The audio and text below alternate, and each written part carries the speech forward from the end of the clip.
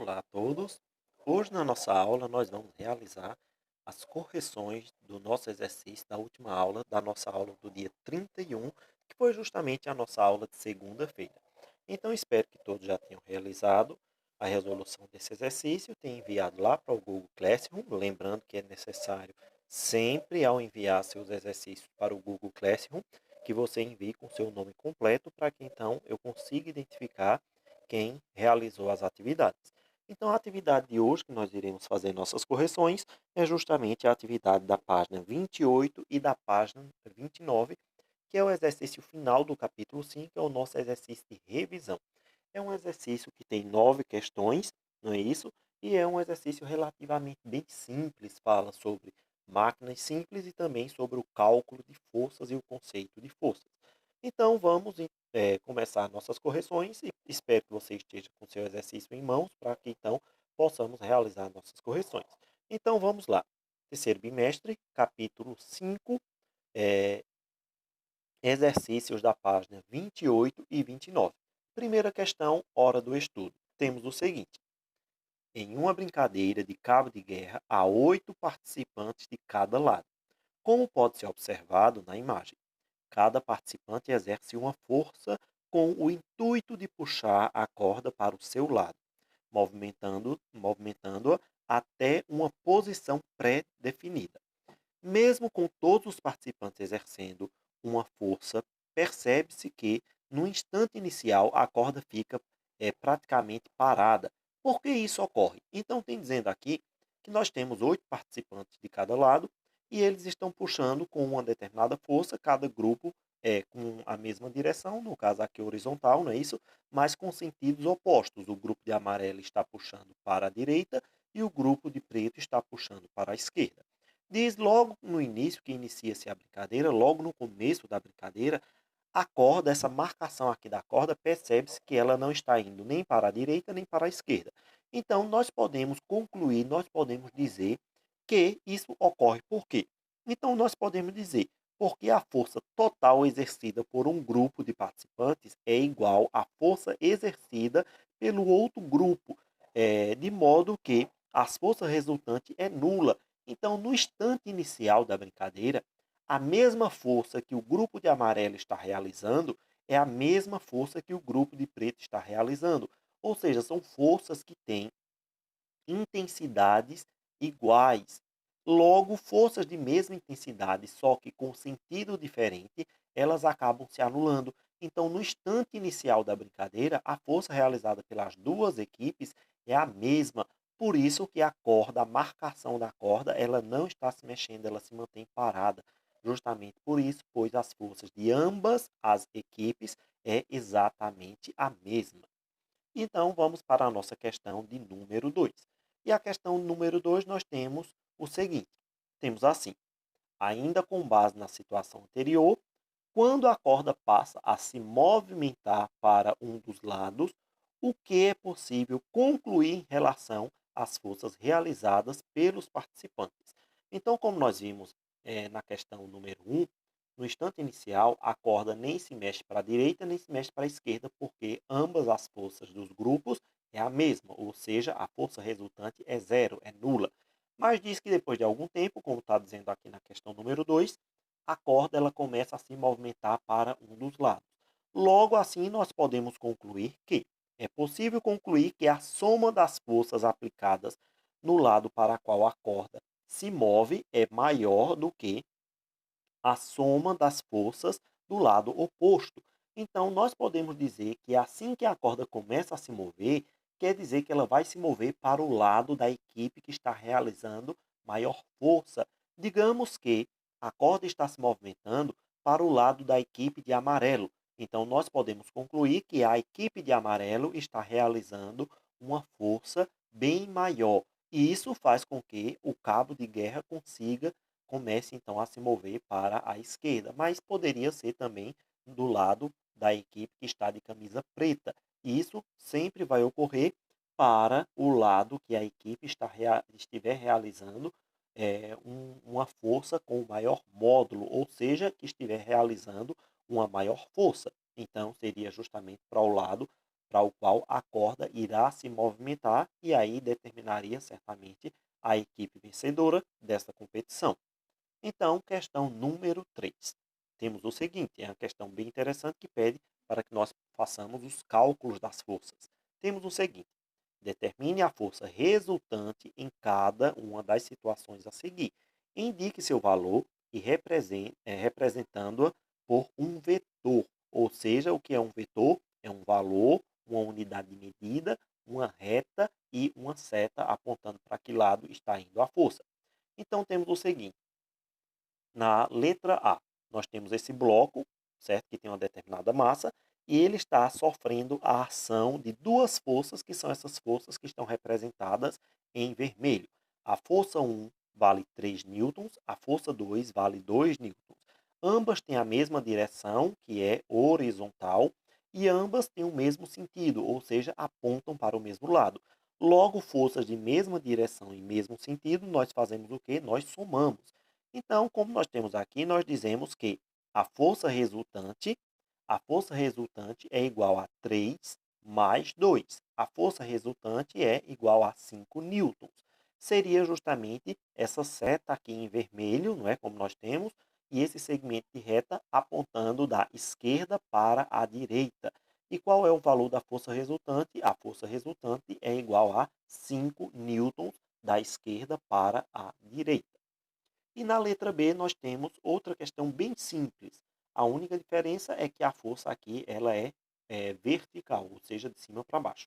Então nós temos a força 1, ela vale 2 newtons, a força 2 vale 1 newton, sendo que a força 1 ela é de baixo para cima, como aponta a seta vermelha, e a força 2 é de cima para baixo, como aponta essa outra seta. Então, nós temos forças com a mesma direção, ou seja, forças com a mesma direção vertical, ou seja, de cima para baixo, de baixo para cima. Mas elas têm direções opostas. Aliás, elas têm sentidos opostos. A força 1 ela é de baixo para cima e a força 2 é de cima para baixo. Então, nós podemos dizer que a força ela é uma força vertical, mas com sentidos opostos. Forças com sentidos opostos, nós subtraímos a maior pela menor. Então, nós vamos dizer que a força resultante, como nós temos aqui, certo? A força resultante, ela é igual a 2 menos 1. Logo, a força resultante é igual a 1 newton. 1 newton em que sentido? No sentido da força maior. Qual é a força maior? É a força 1, que vale 2 newtons. Então, nós vamos dizer que a força resultante é justamente 1 newton no sentido de baixo para cima. Não é isso? Como está representado aqui pela essa seta azul. Então, essa seria justamente a resposta. Força resultante é igual a 1 newton de baixo para cima. Essa é a força resultante nessa questão. E a alternativa, a letra C. Temos o seguinte: nós temos esse caixote aqui que tem uma determinada massa e temos duas forças agindo sobre ele. A força número 1, que vale 5 newtons, que é da direita para a esquerda, não é? Como nós podemos ver na seta vermelha, e a força número 2, que vale 3 newtons, que é da esquerda para a direita, como mostra a seta vermelha. Se nós pararmos para observar, são forças horizontais, ou seja, elas têm a mesma direção, mas elas têm sentidos opostos. A força 1 é da direita para a esquerda, a força 2 é da esquerda para a direita. Logo, forças de mesma direção, mas que têm sentidos opostos, nós vamos subtrair, que é justamente como nós podemos observar aqui. Então, nós vamos subtrair a maior pela menor. Qual é a maior? 5 newtons. Qual é a menor? 3 newtons. Então, a força resultante é igual a 5, que é a força 1, menos a força 2, que é o valor de 3 newtons. Então, 5 menos 3 é igual a 2 newtons. A força resultante é igual a 2 newtons. 2 newtons em qual direção? Na direção e no sentido da força maior, que é justamente da esquerda para a direita. Então, nós dizemos que a força resultante é igual a 2 newtons da direita para a esquerda, como mostra essa seta aqui em azul. Sempre a seta da força resultante vai apontar para o lado da força maior, não é isso? Como nós já vimos anteriormente em outros exercícios. E a letra D. A letra D, nós temos uma situação bem interessante, muito parecida com a letra B, só que ao invés de nós termos forças opostas, como nós temos na letra B, nós temos forças de mesma direção e mesmo sentido. Então vamos observar aqui. A força número um, ela tem uma direção vertical, a força número 2 também, não é? Ambas estão apontando na mesma direção e no mesmo sentido. A força número um A força número um, ela tem um valor de 4,3 newtons. A força número 2 vale 4,6 newtons. E se nós observarmos, elas têm a mesma direção e elas têm o mesmo sentido. Logo, nós podemos concluir que forças com a mesma direção e com o mesmo sentido, nós vamos somar. Então, nós dizemos que a força resultante, né, aqui como nós temos, a força resultante é igual a 4,6, que é a força 2, mais 4,3, que é a força 1. Logo, a força resultante é igual a 8,9 newtons, certo? Então, esse é o valor da força resultante. E qual é a direção e o sentido dela? É o mesmo das outras duas forças, que é de cima para baixo, certo? E é justamente na direção vertical e com o sentido de cima para baixo. Então, a força resultante é de 8,9 newtons. Não é isso? São questões bem simples, aonde pede simplesmente que nós façamos ou uma subtração ou uma soma. O que é que você tem que observar quando nós vamos calcular forças? Que você tem que observar a direção e o sentido para o qual estão apontando, estão sendo realizadas essas forças. Quando a direção, quando o sentido é oposto, nós subtraímos. Quando o sentido é o mesmo, nós somamos. Basicamente isso, não tem grandes coisas no cálculo de forças, não. Basicamente, você tem que observar o sentido no qual estão sendo realizadas essas forças e então realizar o cálculo aí, que será ou uma soma ou uma subtração simples, sem muitas complicações. Então, vamos para a nossa questão de número 4. Então, a número 4, nós temos o seguinte, diz assim: enuncie as três leis de Newton e dê exemplos de situações em que elas são aplicadas. Então, quais são as três leis de Newton? Nós sabemos que as três leis fundamentais da mecânica é a primeira lei, que é chamada de inércia, a segunda lei, que é chamada de dinâmica, e a terceira lei, que é chamada de lei da ação e reação. E pede que nós, para que nós demos exemplos de cada uma dessas três leis. Então, nós poderíamos dizer: a primeira lei de Newton, todo o corpo continua em seu estado de repouso ou movimento com velocidade constante, a menos que seja forçado a mudar de estado por causa de uma força resultante. E o exemplo nós poderíamos dizer uma bola parada em uma superfície horizontal, ou seja, uma bola, por exemplo, que está no chão ou em cima de uma mesa ou qualquer outro objeto, só se moverá se uma força resultante acelerar. Ou seja, ele vai continuar no mesmo estado que estava inicialmente até que uma força haja sobre ele. A mesma coisa seria se um objeto estivesse em movimento, ele vai continuar em movimento até que uma força faça com que ele pare. Então, esse é a lei número um, que é o princípio da inércia, que um corpo tende a manter o estado no qual está, se parado, parado, se em movimento, em movimento. A segunda lei de Newton diz que a segunda lei é justamente a aceleração, a dinâmica, não é isso? E diz que a aceleração sobre um corpo é diretamente proporcional à força resultante aplicada sobre ele. Ou seja, quanto maior a força que é exercida sobre um corpo, maior será a aceleração que ele vai adquirir. Um exemplo seria quanto maior for a força resultante ao chutar uma bola, maior será a sua aceleração. Então, isso é bem óbvio. Quanto mais força você chuta uma bola, maior será a velocidade e maior será a aceleração daquela bola.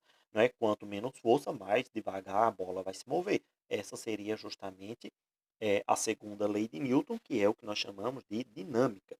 E a terceira lei de Newton, que é a terceira lei é chamada de ação e reação, nós diríamos que toda ação sobre um corpo corresponde a uma reação de mesmo valor, mas de sentido contrário, aplicada a outro corpo. Exemplo, ao chutar a bola, exerço uma força com o pé sobre ela, mas a bola também exerce uma força sobre meu pé. Quanto mais forte chuto a bola, mais forte sinto o impacto em meu pé. Então, seria justamente essa a que nós chamamos de ação e reação. A mesma força que eu exerço sobre um corpo, o corpo vai, quando eu digo corpo, lembrando que eu estou falando de qualquer porção de massa, de matéria, ele exerce uma força contrária à minha. Se eu dou um soco na parede, a força que eu exerço sobre a parede, a resistência da parede vai exercer a mesma força sobre a minha mão. Esse é o princípio que nós chamamos de ação e reação. Para toda ação, existe uma reação de mesma direção, só que com sentido oposto. Então, são essas as três leis fundamentais da mecânica, também chamada de as três leis de Newton. E nós temos então a questão número 5. Sobre um corpo é colocado, aliás, sobre um copo é colocado um cartão e em cima do cartão uma moeda. Se puxarmos rapidamente o cartão, a moeda cai dentro do copo. Fa- é, Tal fato, tal fato é descrito pelo conceito de. Então, é um experimento bem simples que você, inclusive, pode realizar aí na sua casa. Você vai pegar um copo, colocar um cartão sobre o copo e diretamente sobre a boca desse copo, em cima do cartão, você coloca uma moeda. Puxando rapidamente esse cartão, esse pedaço de papel, você vê que a moeda praticamente não se mexe, ela vai cair perpendicular ao fundo do copo. Ela vai cair, ela não vai ser arrastada pelo cartão. Então, que conceito científico explica isso, esse fato da moeda não sair se movimentando junto com o cartão? É justamente a letra D, que é o princípio da inércia, que o corpo parado tende a continuar em parado, que o corpo em movimento tende a continuar em movimento. No caso, como a moeda, antes do cartão se mover, ela estava parada, ela tende a continuar parada, por isso que ela não se movimenta junto com o cartão, caindo então no fundo do copo. Então, a questão número 5 é a nossa letra D, é a alternativa correta. A número 6 nós temos o seguinte, nós temos assim, analise a tirinha a seguir. Aí nós temos um menino aqui andando de skate, depois ele bate uma pedra e ele sai voando em direção a um cacto. Aí diz o seguinte, um corpo em movimento tende, aí ele pá, bate na pedra, aí o skate para e ele continua se movimentando. Aí ele a permanecer em movimento e a cara aqui de assustado dele, porque ele está indo em direção a um cacto que é cheio de espinho e ele sabe que certamente vai se machucar.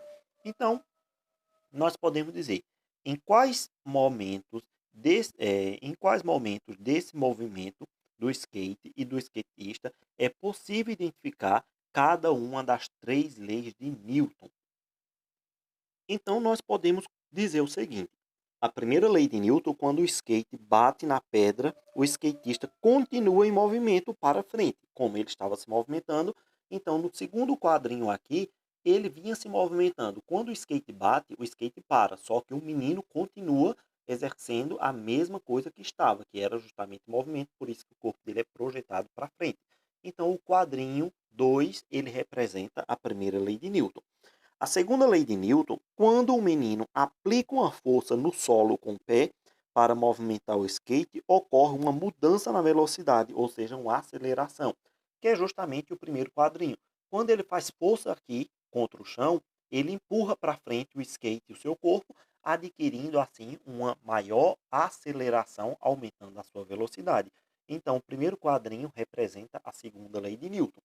E no terceiro quadrinho nós temos o seguinte: a terceira lei de Newton, quando o menino aplica uma força para trás do solo e há uma reação que faz ele e o skate irem para frente, que seria justamente o que nós chamamos de ação e reação.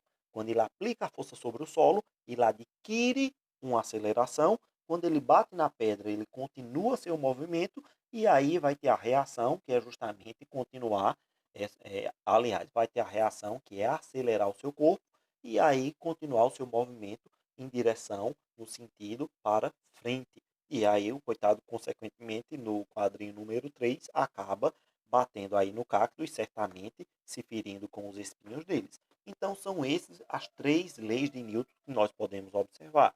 Seria justamente inércia, não é? Aqui no segundo, dinâmica, ao ele ganhar aceleração, e a ação e reação, que seria quando ele faz força contra o chão, empurrando o chão para trás, e o skate é empurrado para frente, fazendo com que ele, no terceiro quadrinho, entre em contato direto com o cacto, certamente se machucando.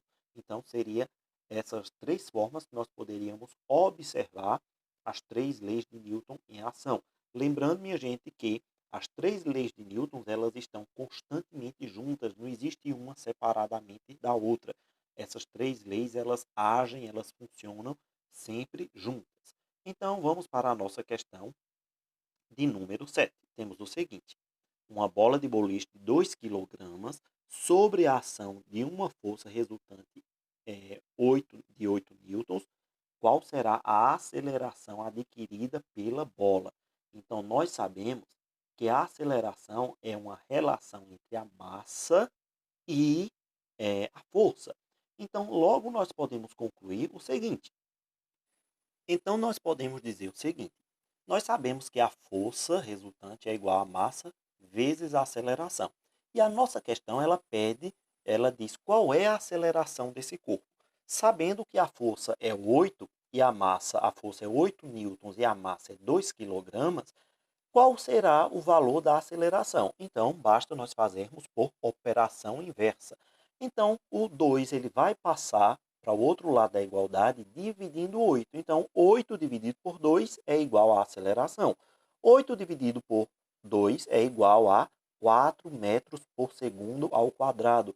Então, nós podemos dizer que a aceleração é igual a 4 metros por segundo ao quadrado, que é justamente o valor que a questão nos pede. Então, lembrando, a força sempre, a aceleração sempre será a razão entre a força e a massa. Logo, força nesse caso é 8, massa é 2, 8 dividido por 2 é igual a 4. 4 que 4 metros por segundo ao quadrado, que é justamente a aceleração desse corpo em questão.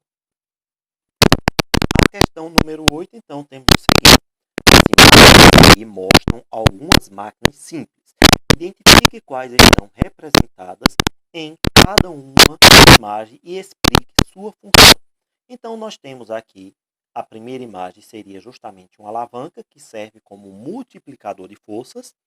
A segunda questão, nós temos aqui polias fixas e polias móveis, que ela serve ela serve para diminuir as forças exercidas, no caso, pelo trabalhador, e também ela serve para modificar a direção das forças realizadas, no caso, a polia móvel, né?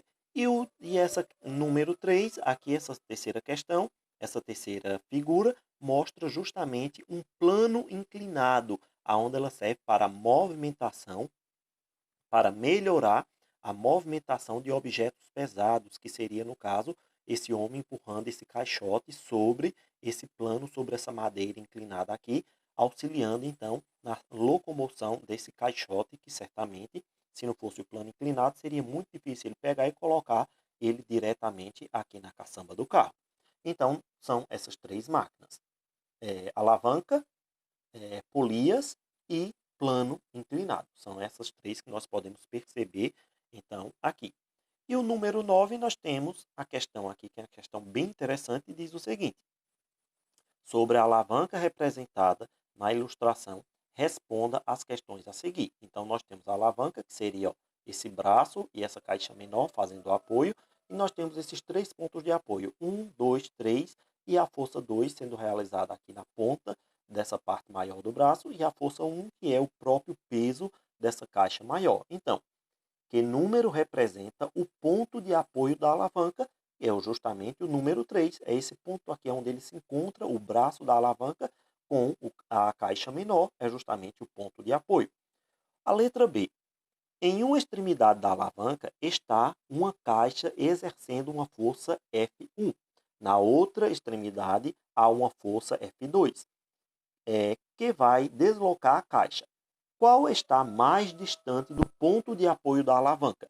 É justamente a F2. A força a ser feita para movimentar a caixa, ela está justamente nesse ponto aqui, representado pela força F2, e é justamente essa força ao ser exercida aqui no ponto F2 que ela será multiplicada e assim conseguirá movimentar essa grande caixa com uma certa facilidade, lembrando que as alavancas têm a capacidade de multiplicar forças exercidas nelas.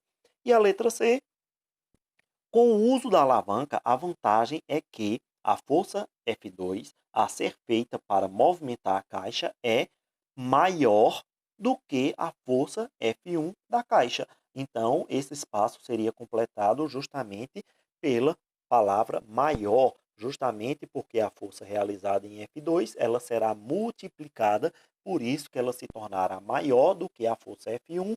Logo assim, conseguiria movimentar essa caixa com relativa facilidade.